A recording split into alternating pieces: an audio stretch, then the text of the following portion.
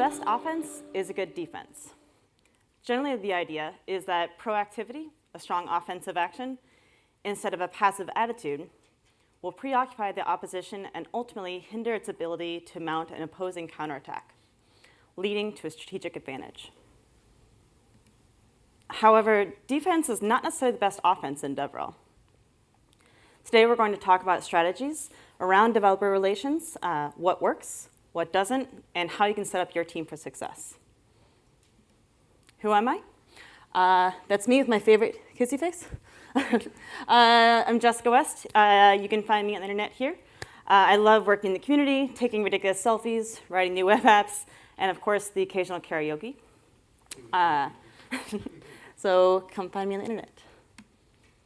So, shiny toy effect.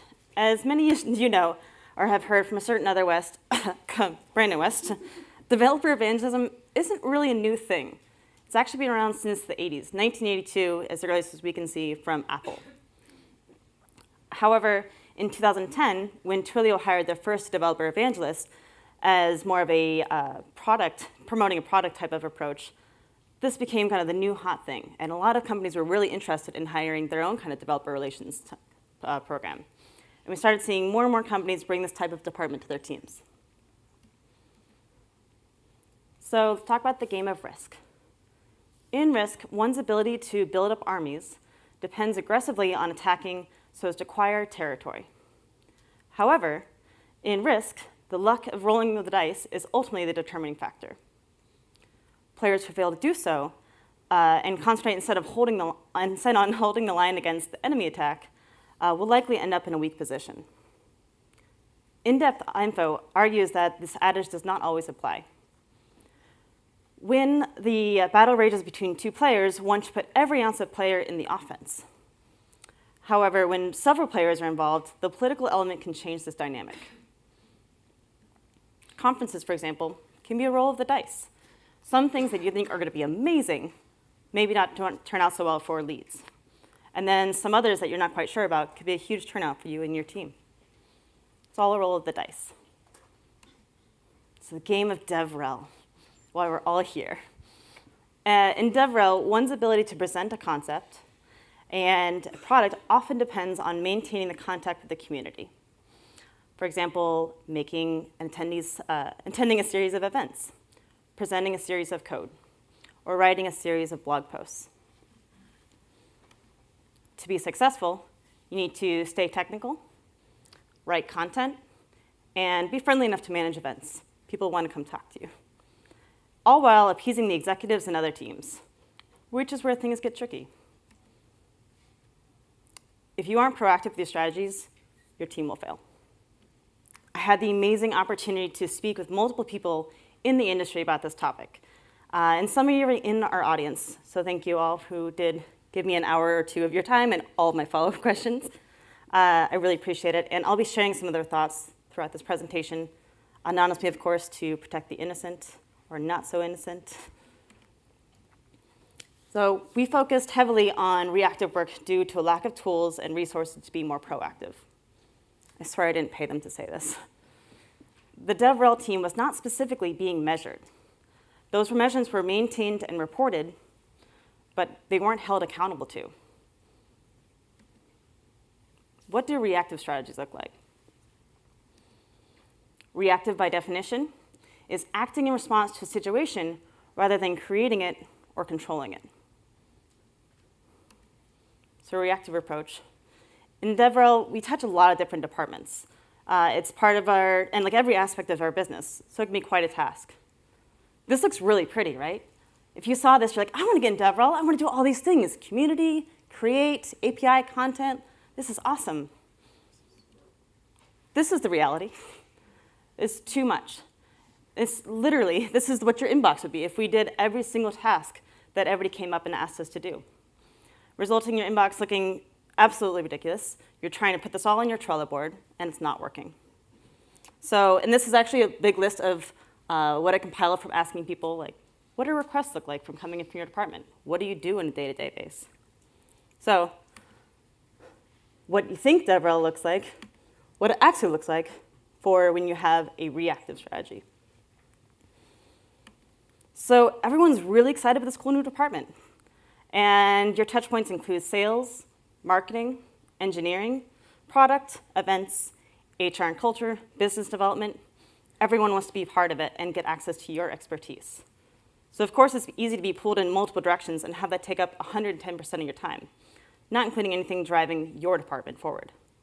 So the problem is, ooh, shiny, I'm writing code and writing content. It doesn't work. It's really distracting. So looking at what is your company, is it your job evangelism, advocacy, community, clown juggling? Very scary, I wouldn't recommend it. Phil, how do they pronounce your name? Leger? Leger? Well, I knew the real one, I was just doing a fun one. He wrote a great post helping you to start dissect what you might be looking for within your company and developer relations. This is a great resource to get started, to think about your strategies and start thinking about how you might want to measure success in your department.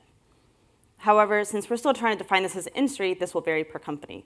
What Phil defines in his blog post as evangelism might not be the same evangelism for your company, or advocacy, et cetera, community engineer, all the different titles we have out there. So what if your company wants it all? Fortunately, there's a lovely graph on Phil's blog post, and you can click which you'd like to do. I had a lot of fun kind of playing with different things of what I thought was evangelism and what the graph said, or advocacy. And then I clicked all of them, and I said, what would happen? That's too much. You can't do all of it. So Phil, I've left a pull request for you to change this and make a fun Easter egg for all the different check marks. Yeah. So budget cuts are real. Without a strategy in place, executives will begin to question, what in the world is DevRel doing? Ultimately, you can't do it all. And unless you have a massive team, that's your strategy, you've got 2 people. So how do you balance this? And if you attempt to do this out of the gate, your department really has not a good chance of being around in 6 to 12 months. So what do proactive strategies look like? Proactive, by definition, is creating or controlling a situation by causing something to happen rather than responding to it after it has happened. You must define what DevRel means for your company. So what is DevRel to you? Dropship evangelism? Code advocate? Community champion? All the above? I decided to reverse that a little bit after Matt's talk, just to keep you guys on your toes. These are all important things to consider when forming your team strategy or repositioning yourself. So I said dropship evangelism. Raise of hands, does anybody know what that means? 1, 2, 3, 5? OK. 6, great. So what that means, this is a term I think is coined from a fellow community member, and it's an approach where you're sending people around the world for hackathons, conferences, meetups, to speak and expose your product, but not necessarily in a focused way. So we see this more around new teams. Dropship evangelism is something assigned of like a new team, one that may not know where to focus yet, trying to be the new SendGrid or Twilio, when you saw literally everybody there at those events in 2011. Many evangelism programs are still trying to prove themselves. And it's really hard to have 6 to 8 touch points with that same person with a dropship way of running that program. This only works when you have a big team that allows one person to focus on travel and follow up. You need different functions of engagement, multiple touch points, email, blog post, email with a link, and that will help you be successful. So evangelism is a triangle. In words, in code, and in person.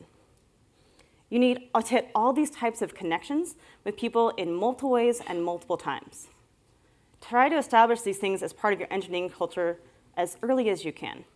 This will help you scale to the point where you can hire educated, dedicated DevRel engineers, hopefully educated as well, to focus on community by driving forward a lot of self-serve revenue. 3 C's. Raise a hand, who's heard of 3 C's? I should see more than 5 hands. All right, 5, I'll take it. Okay. So, community code content. In 2014, this was a term coined by Brandon West in his blog post discussing developer relations. Interestingly enough, we've seen this around multiple places coming up as 5 Cs, 12 Cs, 4 Cs, all the Cs. And this is okay, but I think if you want to keep focused, the magic number is 3. They say third time's a charm for a reason. What I thought was interesting in this blog post was this little tidbit. If you don't have a way to reach your developers, your developer relations program isn't worth much. Kind of harsh.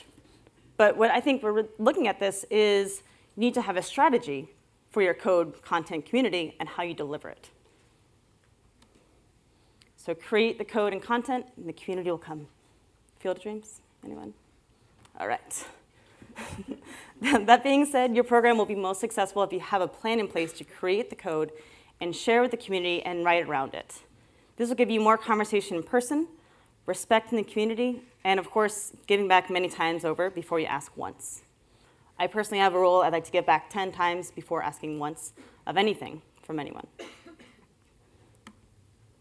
So it's the repetition, these multiple touch points in code, content, community, that gets developers to really understand your product and to use it.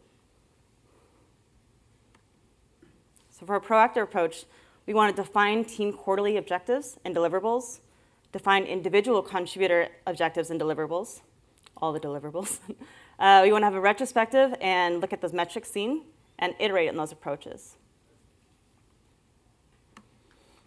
Retrospectives. We're really good at this in engineering and product and sales. We need to be better about it in DevRel. It's the same thing looking at those objectives and quarterly achievements and strategies and looking how to iterate that and adapt. So iteration and adaptation. Iterating is a really important part here. The industry is not going to stay the same, and it's going to continue changing, whether that means for your company's strategies, or how your API is seen in that space. You might have a competitor that comes on board, and you have to completely change how you're positioning yourself. So we are failing each other in our companies without a proactive approach. So let's strategize your approach. Where do we start? Strategy, by definition, a plan or action or policy, a plan of action or policy designed to achieve a major or overall aim. The DevRel Bill of Rights, which I didn't know was the talk right after mine when I wrote the slide. Anil Dash defined the DevRel Bill of Rights earlier this year, which again, great place to start. Highly recommend reading the article if you haven't. There's 2 points that really stood out to me specifically. That's a clear set of business goals and a well-defined place in the organization. Without these 2, you can't really move forward with anything on your proactive or reactive strategies if in 6 to 12 months your executive team doesn't know what's going on or you don't have any money. So you want to get buy-in or support from an executive. I don't mean, hey, here's a budget. I'll check in with you in 6 to 12 months and let me know how it went. But I mean a person that's really aligned with what you and your team's doing. What are your quarterly objectives? How are you delivering on those? And what's next in the pipeline? I want them to be with you 100%, 110%. So let's say that person is a CEO or CTO. Talking with a few people in the community, for 6 months, the developer advocacy program reported to the CTO. They saw value in travel but had other primary concerns. We see a lot of DevRel programs possibly reporting to CTO because you don't know anything better. But however, that C-level person doesn't really have time to manage your team and to help you and be an advocate for you on the C-level behalf because they're running an entire other department and team. They're in charge of the technical portion of the entire company. The CEO is in charge of the whole company. You could have an amazing CTO. I'm not saying you don't, but it's definitely the exception. So due to the lack of hierarchy, realization of the hierarchy of needs, we weren't able to address the chief concerns as related to community management. Ultimately, this person, that team, was eliminated, unfortunately. So metrics versus impact. We talked about metrics.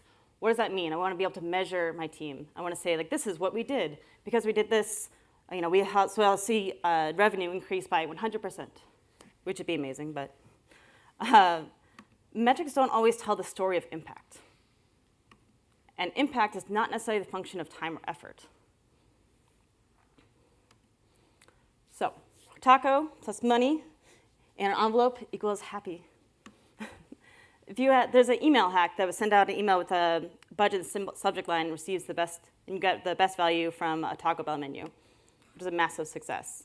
Does anybody know Kunal Batra? Yeah, five's my number here, apparently. So Kunal went to TechCrunch Disrupt and did this hack where you could email TacoBell@SunGrid.com, say like, I've got $3.33, and I'm a broke college student. How can I maximize my bang for my buck? And it would send you back an email and say, hey, you can get nachos and all these other things, and this is most calories for you, so you will be sustained until tomorrow. So it's a kind of a funny story. He went to a hackathon, and he was just having fun over the weekend. But because it had such a big impact, he had to make sure that his team was ready to prepare for that. So our metrics need to be able to account for those kind of spikes, and our strategy needs to be fluid enough to chase after those impactful things sometimes.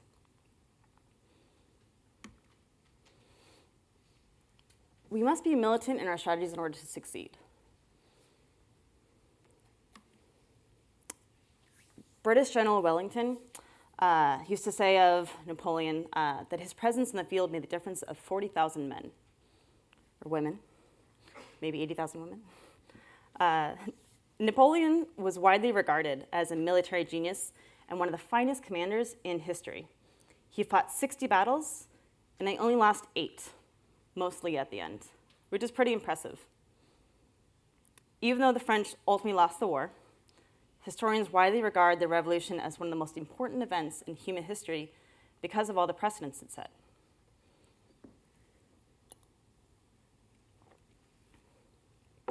Napoleon said, one must change one's tactics every 10 years if one wishes to maintain superiority.